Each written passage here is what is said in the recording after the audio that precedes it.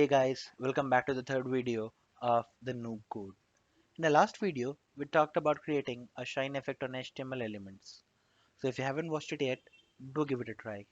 You can find the link appearing on the top corner. So for today, we're going to build a responsive navigation menu using HTML, CSS, and a bit of JavaScript.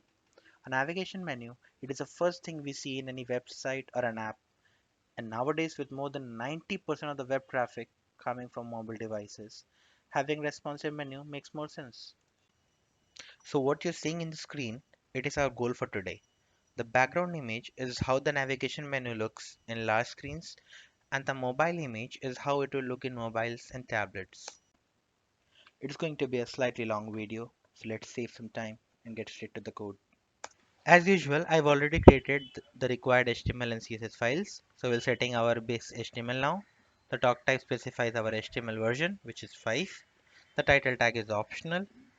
And now this meta tag, it is responsible for bringing the responsiveness in our web page. It sets the viewport width equal to the device width and initial zoom to 1 or 100%. Now we'll refer our external style sheet that we've created. And also I'll be using an external Google font today. So let's copy paste the CDN link for this font. Okay. Now we'll be using a wildcard CSS selector to set the font family on all our HTML elements. We will use browser developer tools to style our elements in real time, and then we'll copy paste the same styles to our source code. To open developer tools in your browser, press F12 key. Okay, so let's start styling our body first. We'll set a minimum height equal to the viewport height. By default, the body has some margin and padding. We need to set them to 0. Also, we'll set 100% width and hide any horizontal overflow.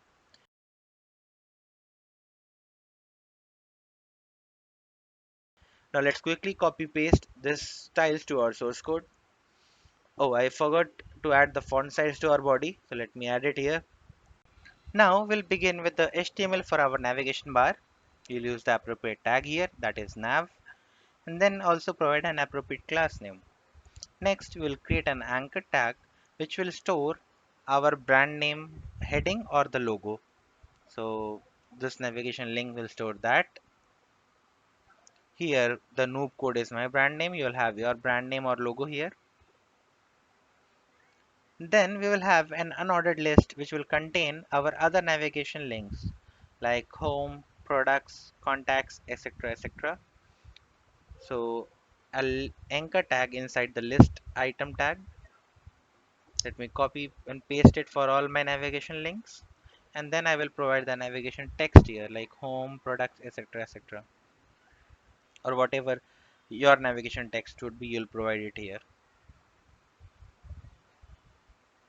Now let's quickly look in the browser. This is how our menu looks without any CSS.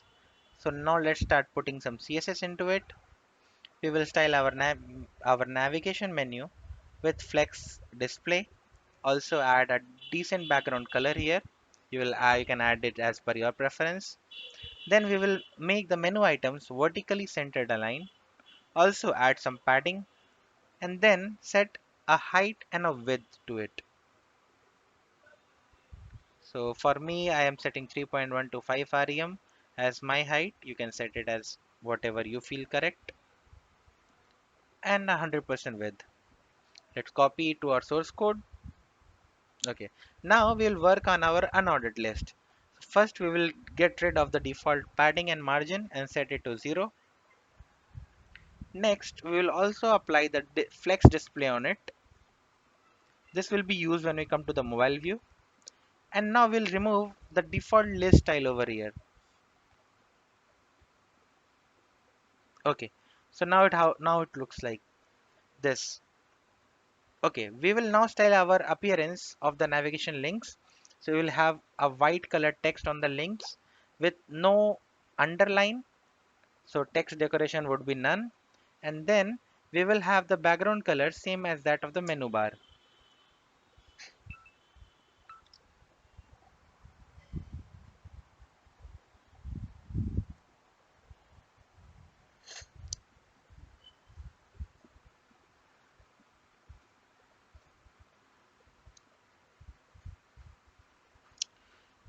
We will be applying this CSS not only to the links but also to their hover, visited, and active states, so that even if we click on the link or hover on the link, we have the same CSS, no underline, white color, text, and all that. Now we are styling our brand link. We're setting a relatively higher font size, and we are setting using the flex shorthand to set no growth on the item, no shrink, and a automatic width on our brand link. Also, we will add a margin right 0 so that our other links get pushed to the other end of the screen. Let me be more specific with the CSS selector here. So we'll add it here, menu holder space dot brand. Okay. So now it's time to style our individual navigation links apart from the brand link. So let me add it here. The class name or the CSS selector would be menu holder space A. So all the links under menu holder. We will provide us default some good looking padding, then a relatively smaller font size, and we will provide a block display on these links. Let me copy paste to the source code. Okay. Oh, some mistake here. Let me check. Oh, the class name is incorrect. Let me change the class name or the CSS selector name here. Yep, looks nice. Let's see the responsiveness. It's cool. But after a certain height, it gets hidden, right? So we need to work on that. But before that, we will start or we will put an hover effect on our navigation links. So let me select the hover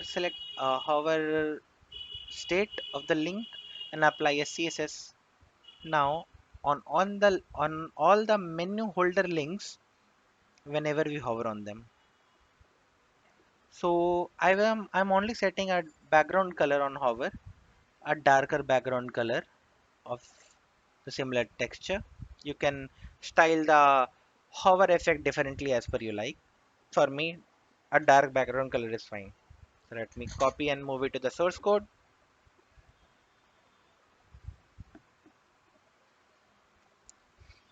Okay, there we go. So our desktop view is ready. Now we are going for the mobile view.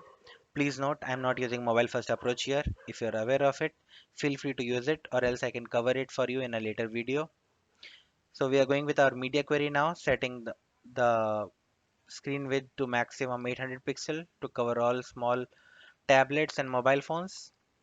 Now we are first going to style our UL here so that all the navigation links will stack up vertically to appear as a sidebar. So I'm changing the flex direction to column. Then also adding a darker background color to our links or the side navigation menu, and also positioning absolute on it. The top 100% is to ensure that it appears right below our top menu, and right 0 is to align it on the right. The side navigation bar is not appearing, so I actually have to put position absolute on the parent element. So doing that, now it comes here. So now I need to actually increase the width of the side navigation bar just so it looks good, and also add some padding. Next, we are setting a height on the side navigation menu. 100% if we set it VH, 100% VH, it brings a scroll. So for that, we do not want it. We will use the calculate function to calculate the height of the side navigation menu dynamically to avoid the scroll. Basically, it is the screen height minus the height of the top navigation menu, which is 3.125. Also, we'll add a box shadow on the left of our side navigation menu to have an overlay effect when it comes on the top of the rest of the other page items. So it brings that on the top overlay effect. The box shadow is here. You can see the shadow effect or overlay effect on this side navigation menu on the left. Okay, let me copy and move it to the source code.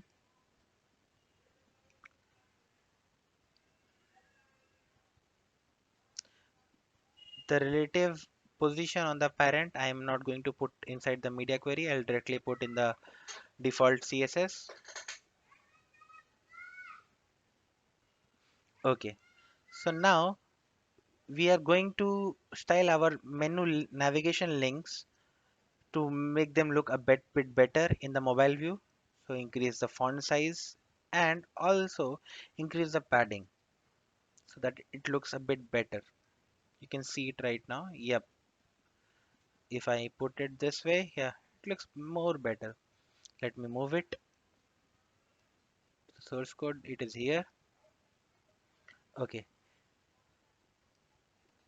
So next we are going to create a menu toggle button on which we will show and hide the navigation bar. In order to use, first I need to create the button here. The toggle button, I'm giving a meaningful class name collapse because it will basically collapse or expand the side menu. I'll be using Google material icons. So let me copy the CDN link from here to use it in my HTML page. Okay. Now let's start styling our toggle button. So in order to style that, I do not want any borders. So no borders here.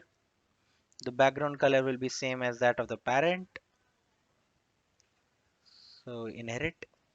And then no, I'm going to remove the padding to 0. Set padding to 0, and also order one is to ensure that this button always appears as the last item of the parent menu, which is a flex parent menu. Okay, now I'll be setting the icon using the after pseudo selector on the button. So the content will be the menu. This I have received from the Google material icons website. Content I need to set menu, and font family will be material icons. So you see an icon comes there. I'll increase the font size, and then I'm going to also set the white text color so that it appears a little bit better. Yep, there it is. This line height, actually I need to bring it to my button element, not to the pseudo selector, so that it is central aligned or middle aligned. Yep, there it is. Okay, so there it is. We'll set these styles as default and not inside the media query. We are only going to toggle the display of this button in the media query. So by default, it will be always hidden, display none. And whenever we are on small screens, we can see this button there. Okay, so let's check that once we are done. Yep, so toggle button works fine as well. In large screens, it's not there. In small screens, it's there. So now time to toggle and animate the side navigation bar. First, we'll be setting the right to minus 101% so that it goes beyond the screen and it cannot be seen. Then when we add a class named show to our UL, we are going to make the right to 0 so that it appears back on the screen, and we'll set the opacity at 1, and by default the opacity will set as 0. Next, we will also add a CSS transition on these two properties, that is right and opacity, so that I get a navigate animating effect. Now, on the click of the toggle button, I am going to switch a class name close on the button. That is, I will toggle this class on the button, and also I will toggle a class name show on the side navigation bar. So when the close is applied on my button, I will show a close icon instead of the three bars on my button.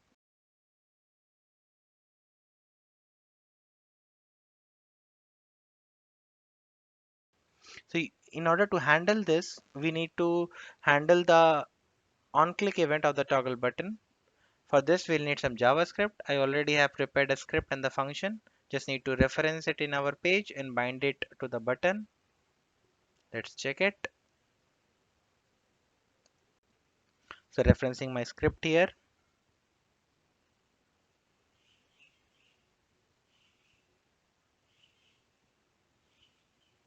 Okay, so something's not right. Oh, my mistake. It will be on click, not click. So let me check. Yep, there it is. It's working fine. On click, I can see the menu coming and the cross icon there. Now, I'm going to decorate our navigation links with some icons. So for this purpose, I'm going to use a trick here. With a custom HTML attribute, I'm going to mention the icon names along each menu. D icon is the custom attribute name that I am using. I'll be doing it for all HTML menus or all navigation links that I have. And I'll be specifying the menu name or the icon name actually with this attribute. So there it is. Then, with the help of the after pseudo selector on my menu links, I will be applying these icons dynamically. For this, I will use another CSS function named attr. This function will fetch the value of the HTML attribute which is passed to it. So you see in the content I am using this attr function and I am passing my HTML attribute which is dicon. So this will fetch me the icon name, and I will also set the font family to Google to material fonts because I want to use the Google icons or material icons. So here if we see it is working as expected, but just one minor issue. I need to change the after pseudo selector to a before pseudo selector. Yep, this works fine. Next, we're going to set a line height to our icons, and also we'll align them vertically in the middle, and then we'll also increase the font size to make them a little bit bigger. Also, we will add a little bit right margin. Yep, now they look perfect. Let me reduce the margin a bit. Okay, this is more better. Let us copy and move it to the source code. Yep, there it is. Let us test our icons and our menu links. Yep, they work fine. Now, let's say you have something in your menu that you do not want to move to the side navigation menu on smaller screens. For instance, let's say a search box. So we will see how to handle such scenarios in our menu. I have already prepared the HTML and CSS for the search box. Let me just copy and paste it here. So here this is the CSS for the search box that I have already prepared,